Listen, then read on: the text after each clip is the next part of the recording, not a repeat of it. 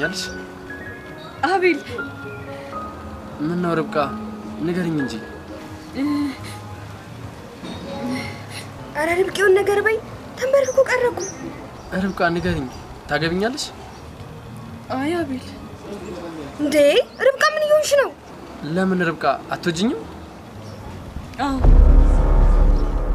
ጨርሻሌ ፕራንክ ነው ምናምን ብለሽ እንዳታስደብሪ አረ በጭራሽ ይሄማ ፓንክ አይደለም ፓንክ ደግሞ ምን እሺ ይሄ ውሸቱን እንደውነት እውነቱን እንደውሸት እያደረጉ የሚያወሩት አይደለም አረ ማዘሯ እውነትን ፈርከሻል ደግሞ ፓንክ ሳይሆን ፕራንክ ነው የሚባለው ፓንክ የፀጉር ቁርጥ ምናምን አንቺ ወደዛ ሂጂልኝ እንዴ ኩዩ አረጋችኝ እንዴ እሺ በቃ እኔም ማማሎታለሁ እኔ እኮ ማስኮትን አላስልጥም ብዬ ነው ያ ባራሽና አንቺ ሁለተኛ አምቱ እንዳትይ እሺ አሁን ኩያሽ አይደለም አሉ አልሽ ከዛ ደግሞ ማማ እንዳትይ ምናምን እንዴ ማዘሯ እኔ በመሃል ተጨነኩ አሁን ሂጂና እና ቤልን ጥሪልኝ እንዴ ማዘሯ ሙድያሽ ነው ቆዩ አንዴ ከተቀነጠሱ ፏ ብለው ነው ሄዱት ሻንጣቸውን ይዘው ምናምን እኔ ምለው ተነጋግራችሁ ነው እንደፈረካችሁት ምን ያላችሁት እነሱም እንዳንቺ ፏ ብልጭ ብለው ነው አይጣሱት አብረው ነው እንደሄዱት አዎ አብረው ነው ሄዱት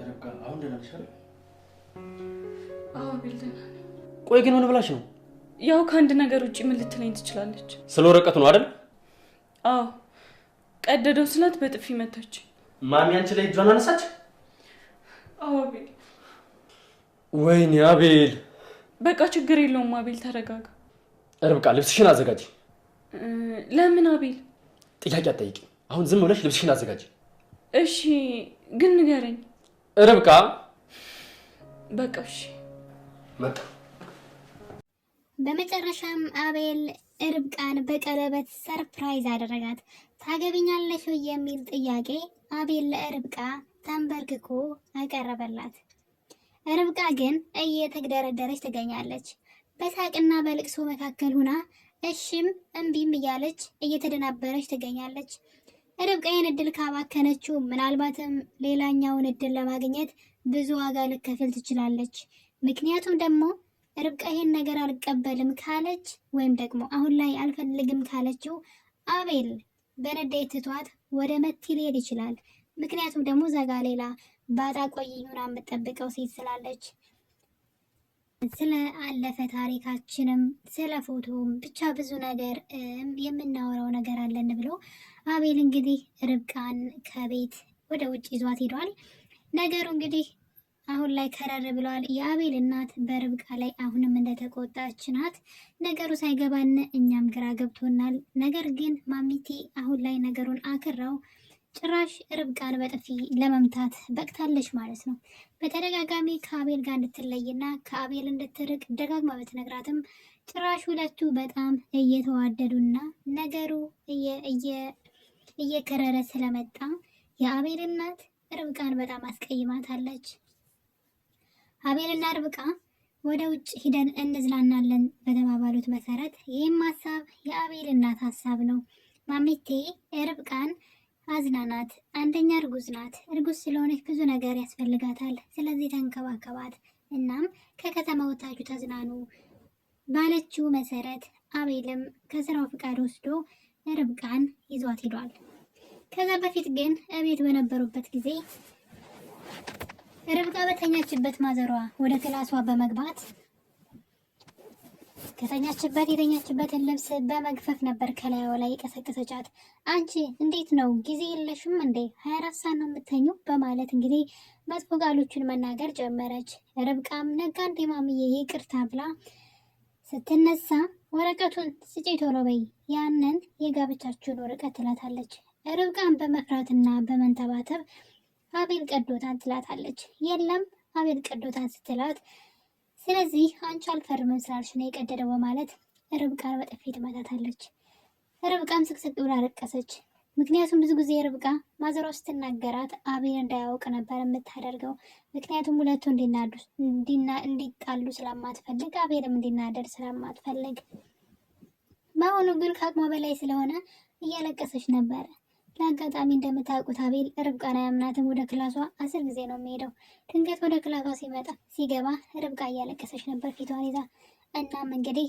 እናቱንም ማሚቴ ከዚህ በኋላ ርብቃን ብትነኪው ይኸውልሽ አላት። ጭራሽ እኔን ማሚቴ ያልከኝ አንተ ማፈሪያ፣ በዚህ ንግግርህ ነገ ጧት ታፍርበታለህ፣ ጠብቀኝ አለችው። አቤልም ርብቃን እንዳትነኪብኝ ሁለተኛ እባክሽ ውጭ ከክላሴ በማለት እናቱን ከክላስ እንድትወጣ አመነጫጨቃት። እውነት ለመናገር ከሆነ ማሚቴ ግራ የምታጋባ ሰው ናት።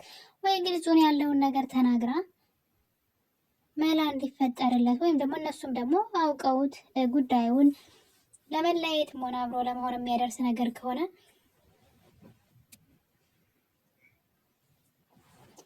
እነሱ በእነሱ ህይወት ቢወስኑ መልካም ነበረ። ነገር ግን የአቤል እናት እያደረገች ያለችው እኔ ስለ እናንተ አውቃለሁ ነው። ነገሩን በደፈናው ዝም ብላ ልጆቹን ታሳቀያቸዋለች። እውነቱን ብትነግራቸው ጥሩ ነው ብዬ አስባለሁ። በተለይ እውነት እንዲለያዩ ከፈለገች ምክንያቷን በግልጽ መናገር አለባት። ነገር ግን እኔ ስላልፈለግኩ ነው ብሎ ነገር የለም። እነሱ ይዋደዳሉ፣ ጭራሽ መለያየትም አይችሉም። እናም እንግዲህ በዚህ መሀል እያለ ነበረ። በሌላ በኩል ደግሞ መቲ ስልክ ትደውላለች።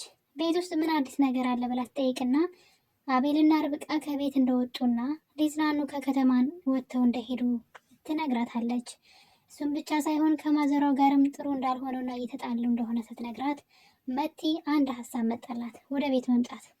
በቤት አለመኖራቸውን ተጠቅማ የአቤልን እናት ልታወራት ነበር የመጣችው። ድንገት ስትመጣ ግን ሪች ከዩ ጋር ቤት ተቀምጠው ነበረ።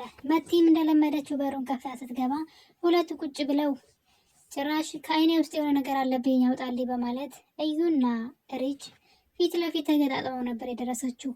መቲም ባየችው ነገር ተናደደች። እዩም ከተቀመጠበት በመነሳት መደናበር ጀመረ። ሪችም ግራ ገባት። ታውቃታለህ እንዴ? ማናት እሷ ደግሞ እያለች ጠየቀችው። እዩም በድንጋጤ የአቤል የጓደኛው እህት ሚስት ናት እያለ መቀባጠር ጀመረ። በሰላም ነው? ምን ሆነ ነው የምትቀባጥረው? መቲ እንዳታወራ አፋፏን በማለት የአቤል የጓደኛው እህት ናት እያለ የሆነ እቃ ስላስቀመጠላት እሱ ልትወስድ መታ ነው እያለ ጭራሽ ሪች ስለ ሁለቱ ግንኙነት እንዳታውቅ ሲንተባተብ ነበር። መቲ ግን ስለ አቤል ልታወራ ነበር የመጣችው። የአቤል ፍቅረኛ ነኝ ብላ ልትናገር ነበር የፈለገችው። በመሀል መቲ እኔ የአቤል ስትል የአቤል ወንድሙ እህት ናት እያለ ሀሳቧን ቶሎ ብሎ ያስቀይራታል። እሷ እንዳታወራ ይከላከል ነበረ። አቤል የት ሄዶ ነው ብላ ስትል ከርብቃ ጋር ከተማ ሊዝናኑ ከሚስቱ ጋር ሄዷል። አሁንም በንዴት እንዴት ከዛች ስትል ገና በመሀል የገባው ከሚስቱ ጋር እያለ ጭራሽ ምንም ነገር እንዳተነፍስ በማድረግ በመሀል ግን ሪች ነገሩ ግራ ስለገባት በሉ ደህና ሁኑ ብላ ከቤት ትወጣለች። በዛ ቅጽበት መቲ እዩን አንተ ውሻ ልክስክስ ምን እያደረክ ነው ትለዋለች። አትጩሂ ማሚቴ ትሰማለች። እንደውም ትምጣና ሁሉንም ነገር እነግራታለሁ በማለት ታስፈራራው ጀመረ።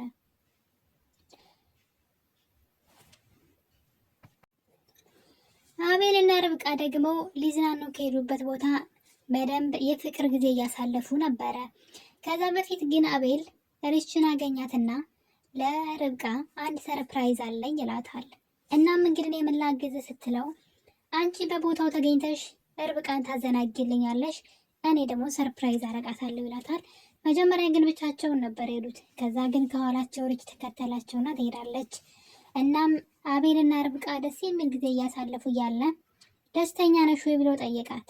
አዎ ደስተኛ ነኝ፣ ነገር ግን በአንድ ነገር በጣም ተከፍቻለሁ አለችው። ምንድነው ጉዳዩ ሲላት እሱም ስለ እናትህ ነው። ማሚቲ እንደዚህ ለምን ጠላችኝ? የእሷ ነገር ግራ እያጋባኝ ነው ስትለው ስለ እሷ አይጭነቅሽ፣ እኛ ከተወደድን ማንም ሰው በመካከላችን መግባት አይችልም። ብቻ አንቺ ዛሬ እኛ ቀን ነው፣ ስለኛ ብቻ አስብ እያለ ወሬውን አዘናጋት። ነገር ግን እዛ የሄዱት በጣም ብዙ ነገር ሊያወሩ ነው። በጣም ብዙ እንቆቅልሽ የሆነ ነገር ስላለ በተለይ አቤል የፎቶው ነገር ከዛሬ በፊት የት እንደምታውቀው በቀድሞ ህይወቱ የት እንደሚተዋወቁ እንድትነግረው ይፈልጋል። እሷም ቃል ገብታለት ነበረ እዛ ስንሄድ እነግርሃለሁ ስላለችው ነው። እሱም ደግሞ በጣም እኔ ስለ እኔ ብዙ መነግርሽ ነገር አለ ብሏታል። ስለዚህ እነዚህ ነገሮች ተደራርበው ብዙ የቤት ስራ አለባቸው፣ ብዙ አጥርተዋቸው የሚመጡት ነገሮች አሉ። እናም እንግዲህ በዚህ መሀል ነበረ ሪች በቦታው ትገኛለች። ሁለቱ አብረው ቁጭ ብለው እያለ ድንገት ትመጣና ሰላም ትላታለች ርብቃም ከተቀመጠችበት ተነስታ ሪችን አቅፋት እያለ ነበረ አቤል ሰርፕራይዙን ያዘጋጀው። እናም ካፕል ላይ ቀለበቱን አድርጎ ተንበርክኮ ርብቃ ቀሪዎችን ከኔ ጋራ በፍቅርና በትዳር አብረን እንኑር ታገቢኛለሽ ብሎ ተንበርክኮ ይለምናታል። ርብቃ ግን በሳቅና በልቅሶ መካከል ሆና እኔ አቤል እኔ እያለች ትንተባተብ ነበረ።